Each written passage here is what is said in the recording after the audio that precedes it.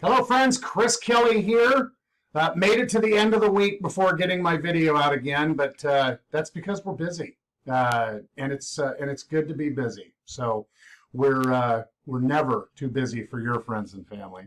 I'd be remiss by not saying that. But all that said, let's take a look at what's going on this week in the world of real estate, and really a lot of it's I'm going to be beating the same drum in a lot of ways. But here we go. So start with weekly data. Eventually, I'll get there.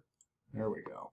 So, we're down. This is the thing that's changing a lot.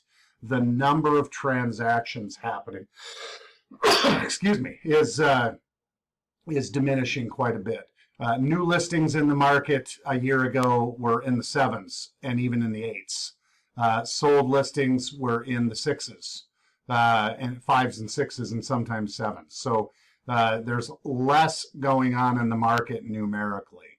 What it isn't doing is translating into a lot less in price. Prices have come down some, but it seems that we have definitely plateaued on pricing coming down some more. Is that going to continue? Well, that remains to be seen. If interest rates keep coming up, at some point they have that'll have downward pressure on pricing.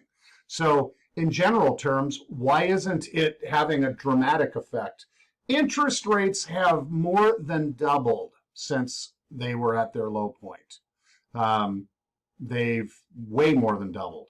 So, I mean, interest rates were down as low as 2.5, 2 3/4, and now we're at 7, or just under anyway. There's an interesting article. I always like to post an article when I can. There's an interesting article about why that is.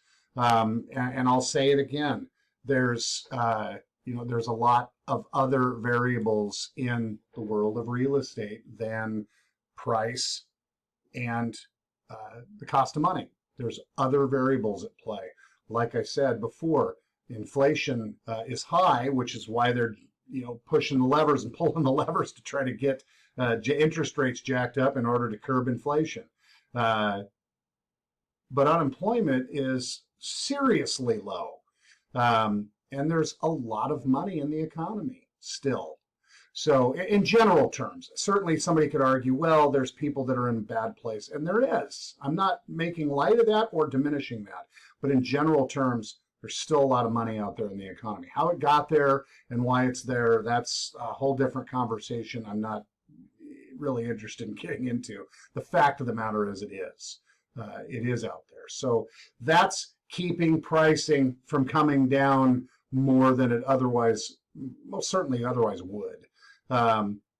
So like I said, there's an interesting article. It's an interesting read about what's going on with pricing, what it's done year over year.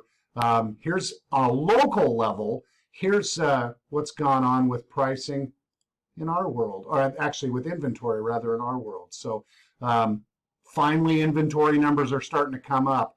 And you could look at this and go, well, it's come up like 20%.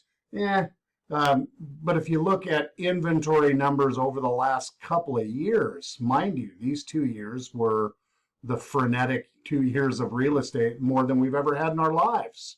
And you see inventory numbers never got higher than 2.2. Well, that's where we went to. So we haven't really gotten into this place, and this is demonstrable. This demonstrably shows that inventory numbers haven't gone way up. The number of transactions happening have come down quite a bit, and that alone will let inventory sit on the market longer. And that's why you see these numbers start to grow, right? These numbers would grow a lot more if we had inventory. They would grow a lot more. 36 would be 90 overnight. 21 on the median would be 50 overnight.